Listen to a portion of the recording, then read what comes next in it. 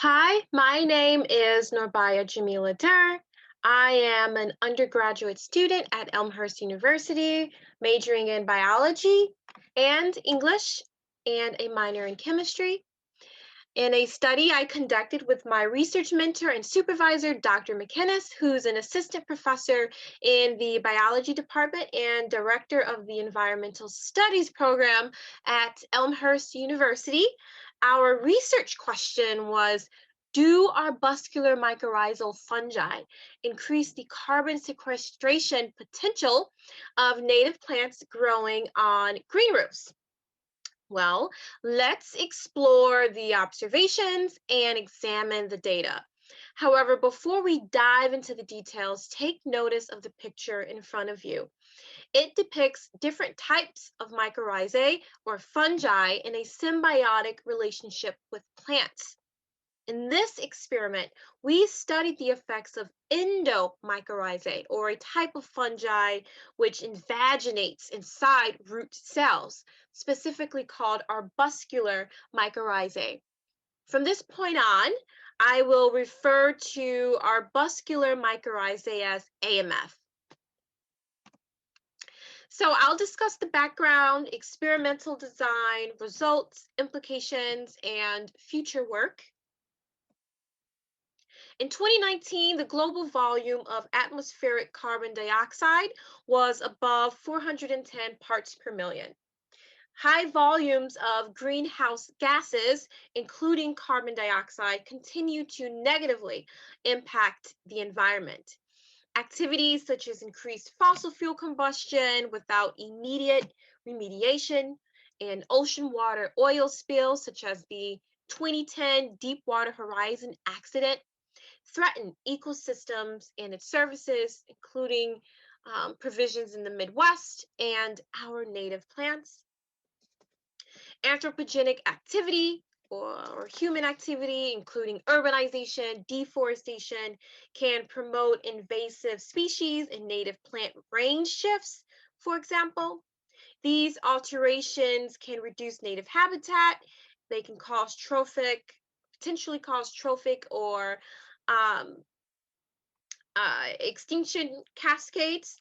Habitat fragmentation can alter pollinator presence and life cycle, leading to the growing season changes. And additionally, the microbial community may become altered, impacting fungi and plant colonization, soil composition, and the global geochemical cycling. Yet we live in an interconnected ecosystem. And within this ecosystem, there are few natural components that primarily assimilate or absorb atmospheric carbon dioxide, such as plants, microbes, and phytoplankton. Reconciliation ecology utilize green spaces or natural areas and green roofs as methods to promote biodiversity, reduce urban heat island effect, reduce pollution, and support natural aesthetics. There are generally three different types of green roofs: heavy, less heavy, and a mixture. Green roofs may provide benefits including ecosystem services, waterproofing, and they may serve as eco corridors. They may also aid chemical cycling. However, green roofs can be harsh environments for plants to survive. They are subjected to, or they can be subjected to, micro high solar radiation and drought climates. Additionally, soil substrate levels can limit plant growth, um, and plants are not provided with the natural on the ground animals and soil organisms that may aid colonization, prevent herbivory, or even allow um, for deeper root growth. However, over 80% of plants have a mutually symbiotic relationship with fungi. Research has found that fungi may increase phosphorus and nitrogen uptake, water and other mineral uptake in plants. Fungi may increase carbon cycling or carbon storage within the soil, especially in relationship with bacteria, microbes. Fungi may also sustain and promote healthier plant populations and communities.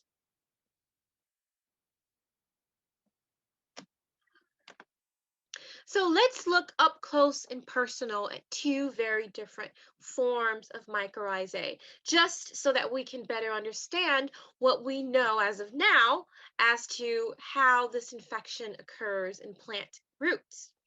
Ectomycorrhizae establish a fungal sheath around the external root surface. A hard-tick net may invaginate the root, but not inside the cells, only around it to exchange chemicals or nutrients. Endomycorrhizae invaginate the root and protrude different organs within the cell, such as arbuscules to exchange nutrients and chemicals, vesicles, which can function as storage type of unit, as well as hyphae, um, which could hyphae expands basically the reach, the fungal reach inside of the root, the cell, as well as within the soil. Experiment 1, Z-Maze, experimental design. We conducted two relatable experiments. And note, there is a big gray box rectangle shape covering information regarding the second experiment, but I will address that shortly. In the first experiment, we originally planned to work with native plants. However, the germination process did not lend us a healthy hand. Instead, we used a model organism, Z-Maize, also known as corn. We hypothesized that corn, or that when corn is inoculated with commercial fungi called Rhizophagous enteratices, it will sequester greater atmospheric carbon dioxide on a green roof versus naturally colonized soil and sterilized soil. Rhizophagous enteratices was chosen because when a literature review was conducted, this particular fungi is often used in restoration projects. So we determined the germination abundance, AMF infection, survival, biomass, and leaf data, including the leaf height and width. So the infamous gray rectangular box reappears. And so in this slide, the carbon sequestration experiment timeline, I will review a little bit later this information for experiment 2. However, in experiment 1 with corn, 3 different soil treatments were used. The control soil treatment was established by sterilizing green roof soil. Our second soil treatment consisted of green roof soil, which we believed had been naturally colonized with AMF. And the third soil treatment was commercially inoculated with Rhizophagous enteratices. A total of 96 seeds were sown for each soil treatment. Treatments were in duplicates. We watered the plants twice a week and determined AMF presence, biomass, and leaf data. Results. So at 10 weeks, our final soil treatment visually looked very different. In all trays, many seeds germinated. Yet above all, the commercial soil treatment plants were taller, wider, and there was a higher population count. And so in terms of the total germinated seedlings per soil treatment, the commercial soil treatment germinated 73% of the planted seeds versus 41% of the live soil treatment and 38% of the control treatment. And if we take a peek at our bar graph, we can visually see the control and live soil treatments Their seedling germination was similar. However, for our commercial soil, it's twice more seedlings were germinated or germinated. So in this table, we can see that the commercial treatment had the greatest mid-leaf width at 1.33 centimeters. And according to our linear equation graph, leaf height was greater over time for the commercial soil treatment, whereas the control and live soil treatments had similar leaf height growth rates. Overall, of the germinated seeds, those seeds that actually germinated, that emerged, the commercial soil treatment had a 94% survival, 75% survival for the live soil treatment, and 26% survival for the control treatment. The commercial soil treatment also had the greatest shoot height and root length, and we were able to determine the biomass of the seeds that germinated and survived. However, this data is somewhat skewed given the presence of outliers, and there was also a vast difference of survival. Nonetheless, the commercial soil treatment had a greater biomass. So using the post hoc Tukey test, which is a test that compares the means of all treatments to the mean of every treatment, we found that there was statistically a significant effect of treatment on leaf, root, and total length. And so using light microscopy, we determined that in our control soil treatment, no AMF presence was visible. We didn't find any. In our live soil treatment, however, if we look at figure 2, AMF was validated, and potentially different AMF was present in the live soil treatment. So in figure 1, we can see very large vesicles present in a root tip. And in figure 3, we can see punctate, very tiny vesicles, as well as hyphae within a lateral root. And so we also we wanted to find if there was AMF colonization within the commercial soil treatment. And so using light microscopy, we determined that there definitely was AMF present. And as you can see in figure 1, this figure is depicting a large singular vesicle with protruding hyphae. Figure 2, there's extending hyphae. Basically, there's intraradical and extraradical hyphae. It's a lot. And in figure 3, there are numerous arbuscules and potential arbuscules happening in this figure. Qualitatively, overall, the control showed no AMF presence, and the commercial soil treatment exhibited more fungal structures versus that of the live soil treatment. Also, the live soil treatment AMF, again, revealed that possibly there are different AMF infections. So in summary, the first experiment validated the presence of AMF, and overall, the commercial inoculum increased seedling emergence, it promoted survival and a sustainable population.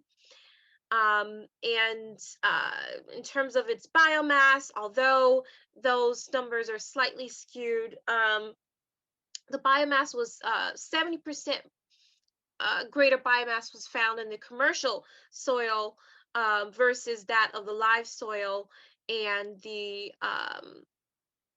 control soil treatment.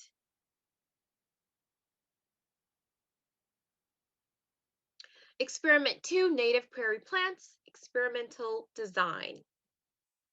So in our second experiment, germination went well.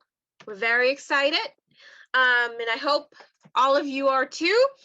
We hypothesized that native prairie plants will sequester increased atmospheric carbon dioxide on a green roof when sown in natural AMF colonized soil versus a commercial or sterilized soil.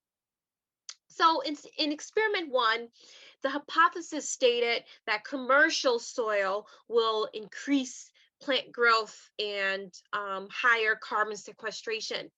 One reason for that is because some studies have shown that corn over time, or some plants, have developed a really effective and beneficial relationship with a particular fungi. In our second experiment, we hypothesized that native plants will sequester more carbon and have higher survival counts in naturally colonized soil because the fungi which have colonized the green roof soil, or fungi, are like fungi that generally live in native habitats, the native plant habitats. So some data continues to be monitored as this experiment is ongoing. It's present, it's not complete. However, I will present data regarding the germination abundance, survival, and leaf height. And also note, this experiment initially began being conducted in a greenhouse during winter with lower temperatures and lower sunlight. Results. All right, so we're here. And so let's take a peek at the experiment timeline for experiment 2. And the only real significant difference is kind of found in the methodology. We used actual native plants, for one, and secondly, most of the plants were subjected to a 30 or 60-day cold stratification process. And so that process is basically refrigerating the seeds to mimic winter weather conditions, to help stimulate hormonal shifts and promote germination.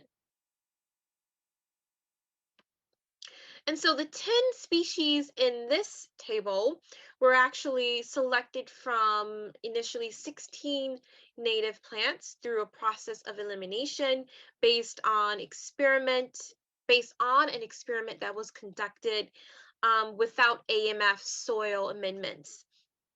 And so we expected, so based on those survival percentages as well as the seedling emergence counts, we expected that we would find similar survival in this current research.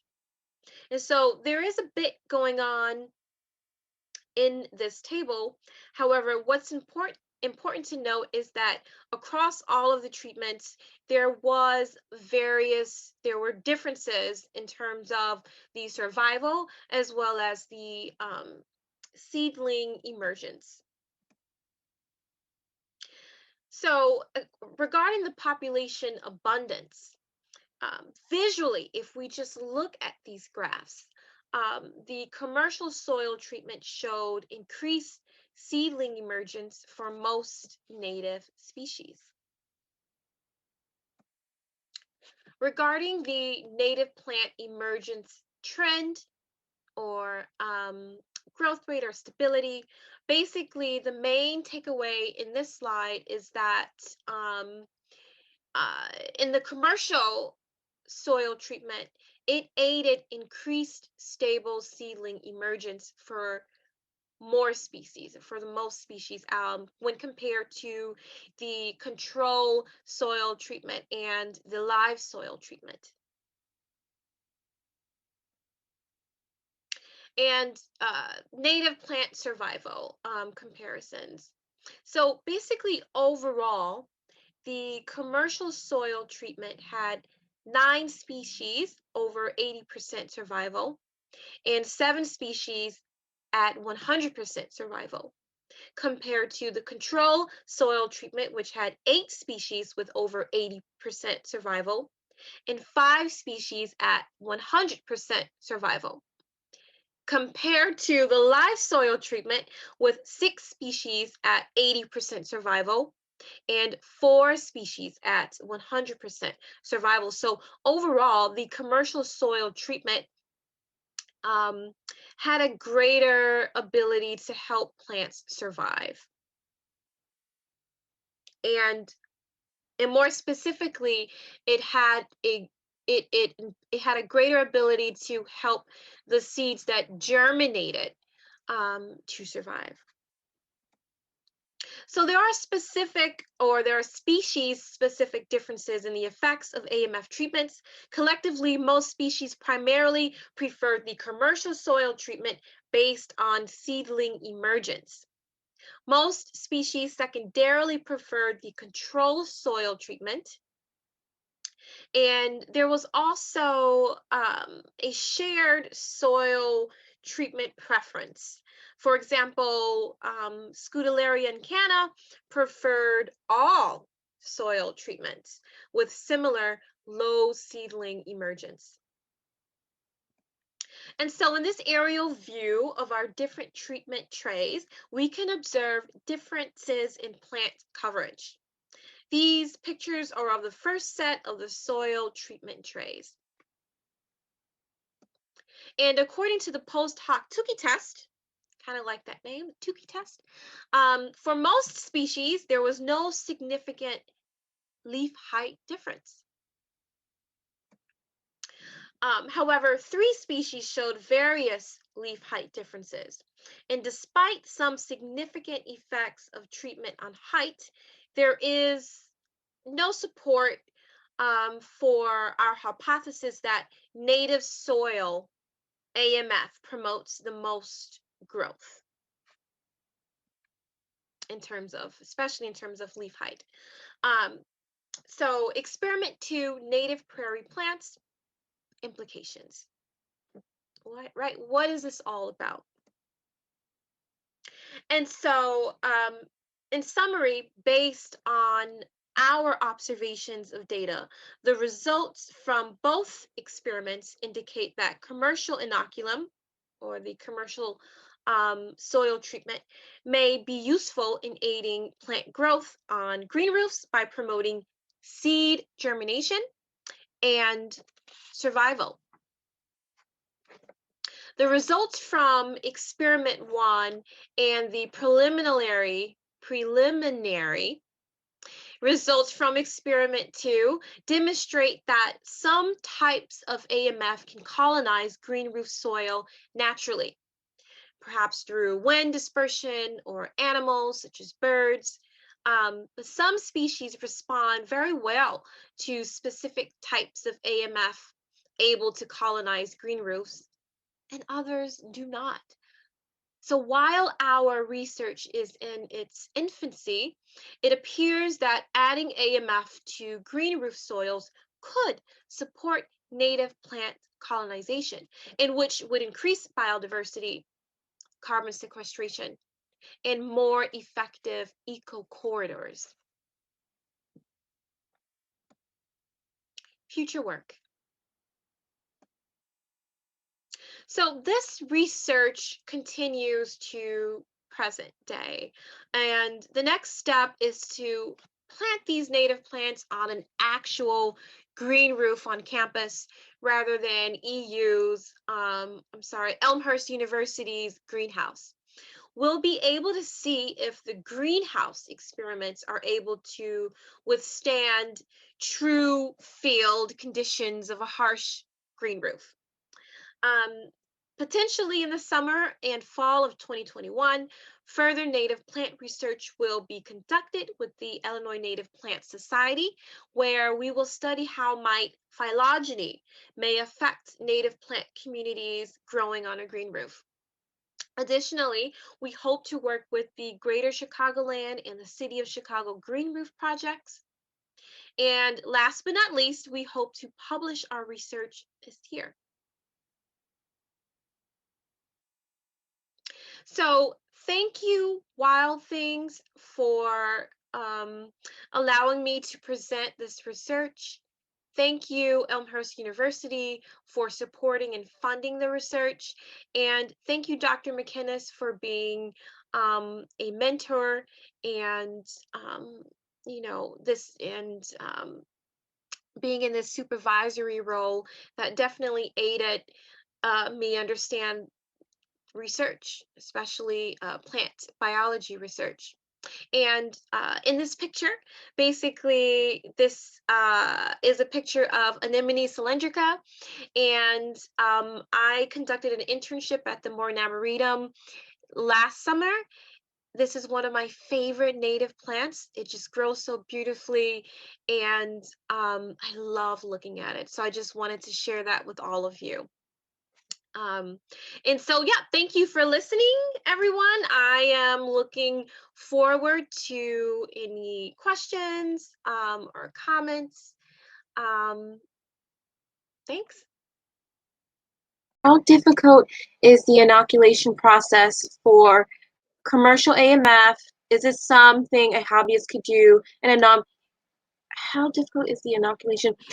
Yes. So hopefully everyone can hear me, but Dallas, the inoculation process was fairly simple. So basically what we did was we had to have a certain ratio, which I believe it was either a 1-to-3 ratio, 1 part of the commercial inoculum to 3 parts of the amount of soil.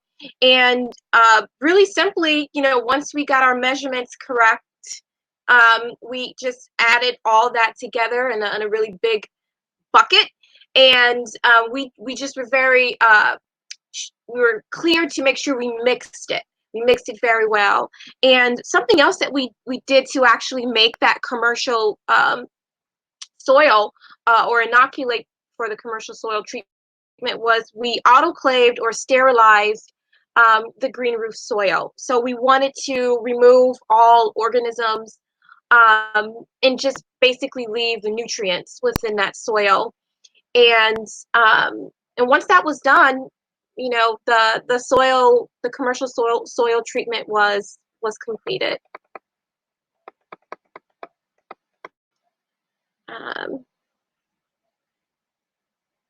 My undergraduate research was also in AMF. Yes, I am loving conducting this research with AMF and with plant biology, and basically trying to see, well, what can we do to help grow native plants on green roofs? Because from my research, the plant that's typically used is Sedum pulchellum, which is a really great plant to use, a native species to use on a green roof. They're really great with, they don't, they can deal with drought, they can deal with high solar radiation, they can, deal with the harshness of being on a green roof.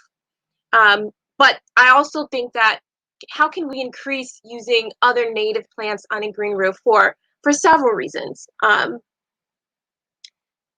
me see.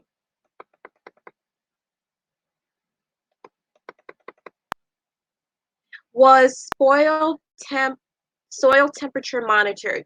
So no, it was not monitored.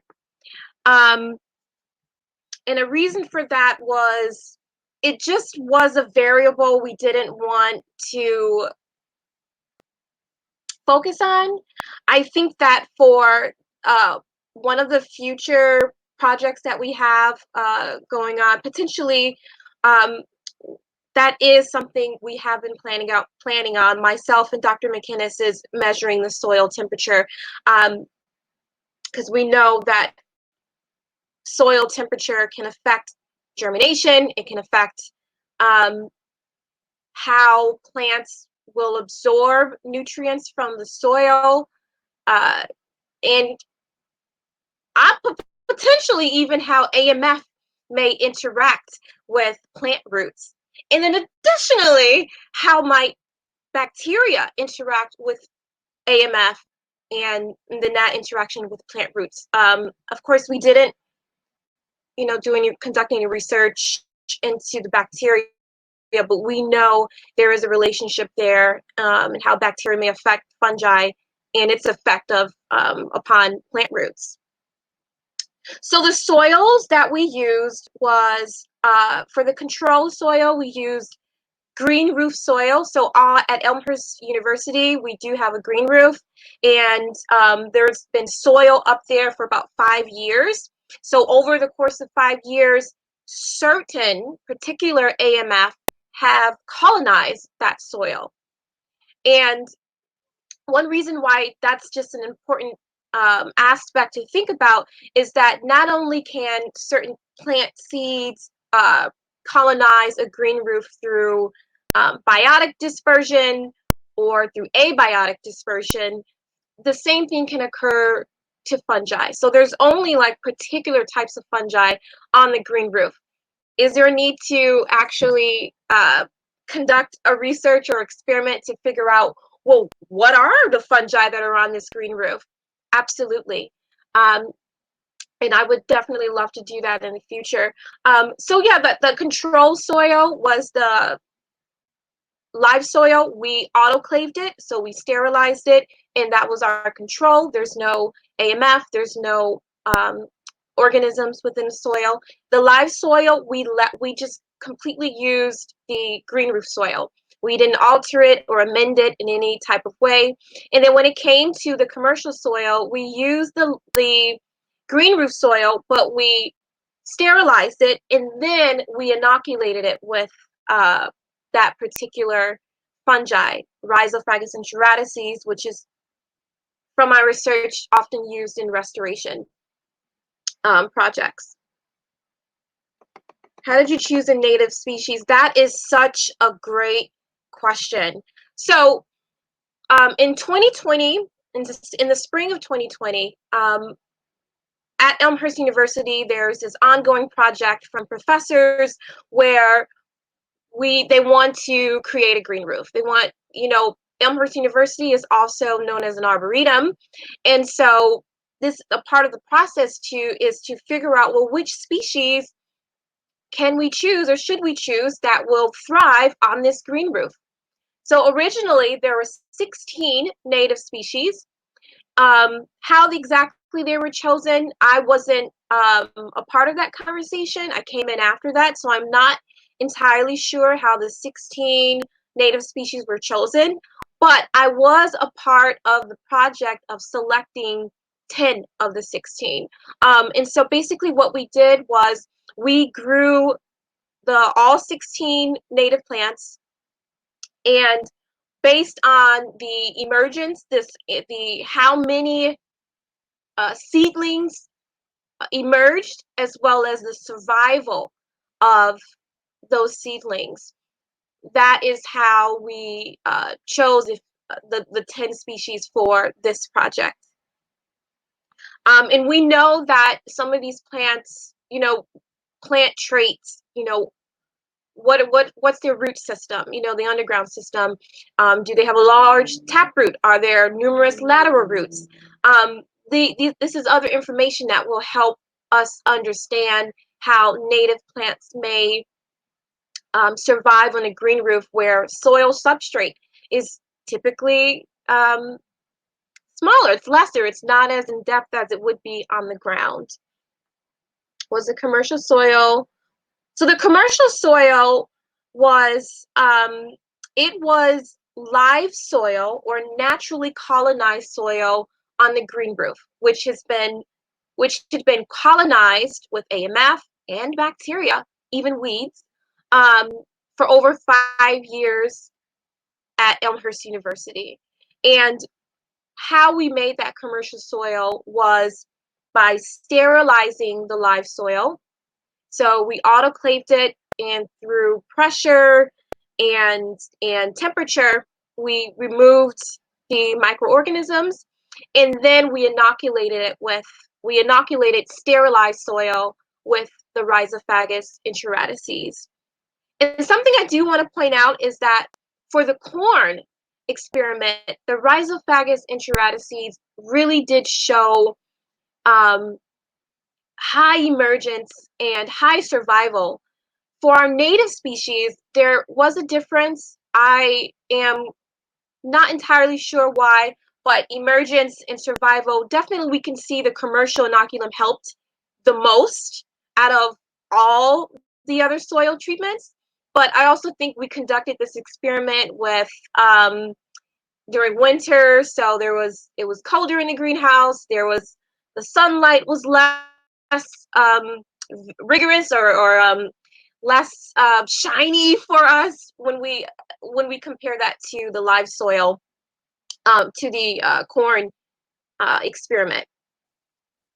How did the commercial companies generate the microfungi they sell? Is it harvested or grown? If so, how? So what I know about the how these companies develop or generate this mycorrhizae fungi is through it's not through going to native areas, native land, and digging up the soil and then separating out particular mycorrhizae.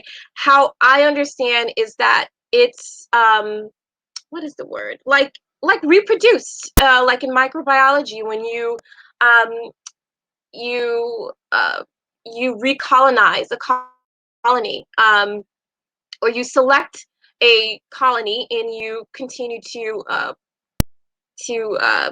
I'm forgetting the word here, but it's a process of just growing it in lab, basically growing this particular mycorrhizae in a lab. However, I also know that some companies may not be as meticulous to really be sure about what fungi they are growing within the lab. Um, and so that is a point I think to definitely look into more, and just what are the methodologies different companies are using to generate fungi. Is it harvested or grown? So so just to like summarize that, I believe most of the commercial companies, it's grown. They grow the fungi. I think it may be a difficult task to, uh, like I was saying, take native soil somewhere in the Midwest and then try to separate um, this one particular fungi from others. Even at the moment, in mycology, I believe there's so much room to further understand different types of fungi or to systematically classify them. So that is a really great question. I'm fascinated by the mycorrhizal relationship between fungi and orchids. Are these the same fungi they need? No, they are not. It's So I believe the fungi for orchids are endomycorrhizae. So they are the type that invaginate inside of the root cortical cells. But orchids are such an interesting plant. There's so much there's like some really serious specializations that at least if I'm recalling that occur in the orchids, and so it's a different type of mycorrhizae, and actually it is. Let me pull that up.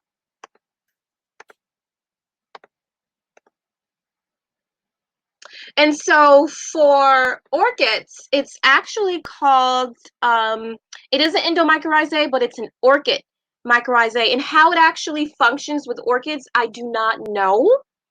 Um, it is on my to-do list to understand, maybe closer to slime molds.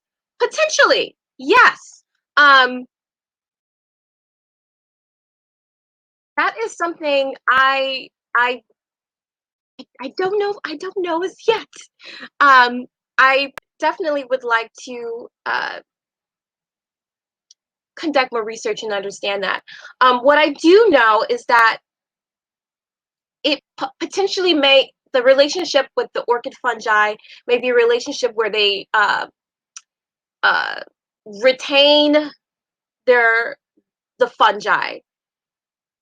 And so it may even be more highly beneficial for them rather than Arbuscular mycorrhizae, which may have like a limited ability to infect the roots of plants. But as of now, that's remember Dr. Melissa McCormick.